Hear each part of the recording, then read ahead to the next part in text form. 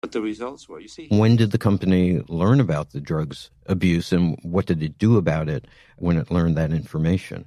And what does the company say in response to that question? They draw a line in the sand. We launched OxyContin in 1996, and for the first 4 years on the market, we did not hear of any particular problem. That was the line in the sand there, that these people, these folks who started to launch OxyContin, the first experimenters in this market, they only became aware of it 4 years after they launched it. And that was a pretty big claim to make. And keep in mind, it was in front of Congress. Of OxyContin's growing abuse in early 2000. Yeah, so 2000, early 2000. Keep that number in mind. Early 2000 was the first year they ever heard of any problems with their big drug. And was that going to hold true? Let's keep playing. In February of 2000, that was the first time we had any inclination that something different was going on that required special attention. All right, February 2000. And it's a line that they would stick to before Congress, in other public settings, in interviews with the news media. And does anything come of these congressional hearings? On the surface, it appears that Purdue's weathered the storm. Nothing has really happened to them. But in fact, in this tiny town called Abington, which is in very western Virginia, something has started to happen. Abington is the type of town, much like many towns in the Appalachian region, that's been hard hit by OxyContin. The prosecutors in this town, every case that they're working on has become involved with OxyContin. It was crazy for the people in this Virginian town. They were prosecuting people who used, people who sold, druggists, drug dealers, whatever you want to call them. They were being prosecuted. And it came to, again, the realization that maybe it would probably be better, because this wasn't a drug that was being imported from some faraway South American place like cocaine or whatever. It was a drug that was being made right here in America, in Purdue Pharma. So they decided to launch a big investigation of this whole scenario. What do these federal investigators, Barry, find as they're digging into Purdue? Simply put, they find two things. The first thing that they find is that Purdue has engaged in systemic deception of doctors. They've trained their sales representatives to go out and tell doctors that OxyContin can't be abused, it won't cause addiction, essentially train them to lie to doctors. The second thing that prosecutors discover is evidence that company executives were aware of OxyContin's abuse in 1998, 3 years prior to their testimony, and that effectively they covered up their knowledge. So what do these investigators do with these very damning findings? They prepare a report, and within that report are their recommendations for indictments. Things were starting to get serious. Purdue Pharma, the company that had planted the seeds of the opioid epidemic through its aggressive marketing of OxyContin, it long claimed it was unaware of the powerful opioid painkiller's growing abuse until years after it went on the market. But now, the copy of this confidential Justice Department report showed that prosecutors investigating the company found that Purdue Pharma knew about the significant abuse of OxyContin in the first years after the drug's introduction in 1996 and concealed that information from the public. The secret was out. The criminal charges that are going to be brought. From and those recommendations include felony indictments against Purdue Pharma for defrauding the United States government and felony charges against the company's 3 top operating executives for their roles in that conspiracy to defraud the government, and other charges, including making false statements, lying to Congress, etc. So very, very serious charges for which these executives could be sent to prison for any number of years. And these recommendations for charges are now forwarded to the Justice Department. And it appears that it's all set to go until the 11th hour. That sounds ominous. But first, let's take a step and realize what's happening here. Finally, in an America that really never seems to prosecute some of its least law-abiding companies, this little town in Western Virginia has racked up enough evidence to show completely. And they've gone through these files. They've sent it to the Justice Department. And it shows again that federal prosecutors investigating in the company, and this is the big one here, found out that Purdue knew about the significant abuse of OxyContin and how really they lied and misinformed doctors and misinformed, therefore, the public through their advertising campaign and through their recommendations to doctors about the type of drug and what prescription, how it should be prescribed to people, and should it be prescribed to people at all, they lied about that. They misinformed the public. They misinformed the government. They lied to Congress. They covered this all up. And now they're probably, finally, hopefully, maybe going to pay the price. Company officials had received reports that pills were being crushed and snorted, stolen from pharmacies, as we mentioned, and that some doctors were being charged with selling prescriptions according to dozens of previous undisclosed documents that offer a detailed look inside Purdue Pharma. But the drug maker continued that in the face of this knowledge to market OxyContin as less prone to abuse and addiction than other prescription opioids. So they knew about this. They knew about this the whole time. They're getting these reports, as we will find out later.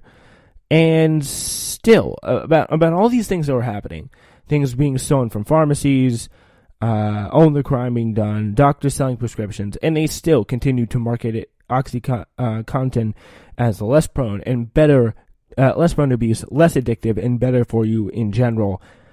During this whole entire time period, they're marketed as safer, more friendly, and better for you in a major cover-up. So, yeah, they went to the Justice Department. Everything seems set to go until this 11th hour, Barry Meyer mentions. What happened in the 11th hour? So there's an 11th hour meeting between top political appointees within the Justice Department and an all-star defense team that Purdue has assembled. And that defense team itself is being advised by Rudy Giuliani. And once this 11th hour meeting is over and the door opens up, it becomes clear to the people who had hoped to bring this indictment that they're not going to be able to do it. So whatever happened in this meeting resulted in the Department of Justice telling the investigators that these charges were not going to be brought against Purdue and its executives. And that seemed to be that. The federal government would not want to take this up with this very powerful company. Rudy Giuliani was on the other side of this for some reason. He always seems to stick his nose in everything, doesn't he? That Rudy. But he still was able to stop the federal government. Him and this supposedly all-star defense team was able to stop the federal government from prosecuting the Purdue Pharma executives. So what they decided to do from there on is just move towards settling the case. They wanted to say, you know what, we will move off this. We will have you guys come in, settle the case, pay a big settlement, pay a lot of money, and move on from this whole entire mess all in one piece. So you can continue to do what you want to do. So a plea bargain in the end there, it was struck.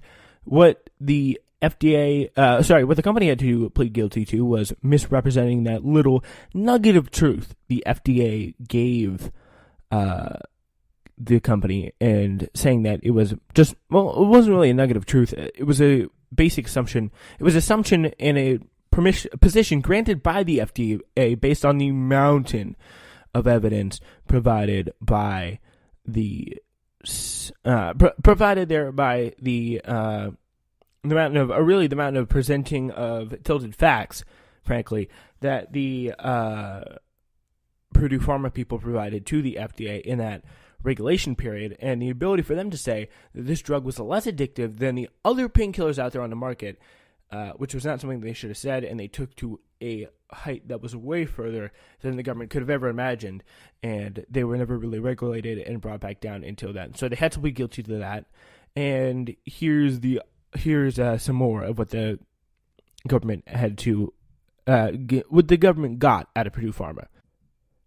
A $600 million fine, which seems relatively light compared to all the deaths that had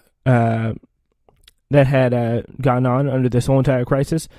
The executives, they were allowed to plead guilty to misdemeanor charges. And yes, that's right, misdemeanor charges. And I want to give you very quickly a little bit of an idea of what is a misdemeanor charge, a typical misdemeanor charge. So, yeah, here are some of the types of misdemeanor charges, according to LegalMatch.com. Assault, battery, false larceny, shoplifting, very similarly petty stuff. And there's larceny, there's petty assault. It's pretty much if you hit someone, not if you kill 200,000 people by misleading the entire public about an incredibly highly addictive drug. So they were allowed to plead guilty to misdemeanor charges. And this is all because of the government saying in this 11th-hour meeting, no, I don't want to go this far. We don't, as a federal government, want to take this case on and try and maybe seek justice for these people. What we want to do is very conveniently, very efficiently, and very nicely sweep this whole entire situation under the rug so that we never really have to hear about it again. And so, I mean, just to get an idea of this, here are the New York misdemeanor charges. Class A misdemeanors are petty larceny, assault in the third degree, and theft. Sentencing can range here from no jail time to a maximum jail sentence of up to 12 months. This is just at least in New York. Arson is one. Forgery. Making graffiti is one. Not supporting a child is one. Possessing a burglar's tools. Unlawfully dealing with fireworks and dangerous fireworks. Unlawful imprisonment. And a lot of these legal terms that are really kind of disappointingly disproportionate to what these people did in this specific time that was so devastating and so disturbing in general, and really kind of set in motion, as we know, as we understand today, the world's biggest public health crisis. The executives would claim, both before they pled guilty to these misdemeanors, that they did nothing wrong, and essentially afterwards would continue to claim that they had done nothing wrong, and that effectively the government had not accused them of doing anything wrong. And perhaps the most remarkable part about the resolution of the case in 2007 was the fact that because the indictments never went forward, all the work that prosecutors had put into compiling their report, all the evidence that they had gathered from Purdue's files, all the testimony that they had gotten from former company execs during grand jury proceedings got buried. Buried how? Well, essentially, it was protected because it was grand jury information. The report itself was effectively sealed and buried in Justice Department files, never publicly released. Someone who was upset that this information had been buried, that the Justice Department had not gone forward with the prosecution, provided me with a copy very recently. I sat down and I read it, and I was both stunned and heart-sickened by it. So here is what some of that report concluded. prosecutors found that the company's sales representatives